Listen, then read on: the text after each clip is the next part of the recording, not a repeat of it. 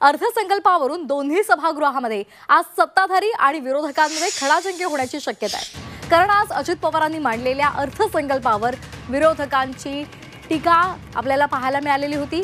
लाडक्या बहिणींना दिलेलं 2100 रुपयांचं आश्वासन पूर्ण न केल्यामुळे विरोधक विधानसभेमध्ये आक्रमक होणार आहे। शेतकऱ्यांच्या कर्जमाफीसाठी अर्थसंकल्पामधून कोणतीही घोषणा झालेली नाहीये आणि त्यावरून विरोधक आक्रमक पवित्रा घेण्याची शक्यता आहे। तसंच एकनाथ शिंदे यांच्या काळामधील अनेक योजनांना अर्थसंकल्पामधून कात्री लावण्यात आली आहे। शिवभोजन थाळी, आनंदाचा शिधा या योजनांसाठी अर्थसंकल्पामधून तरतूद करण्यात आलेली नाही आणि त्यामुळे या दोन्ही योजना आता कागदावरच राहण्याची शक्यता आहे। त्यावरून विरोधक दोन्ही सभागृहात आक्रमक होण्याची शक्यता आहे।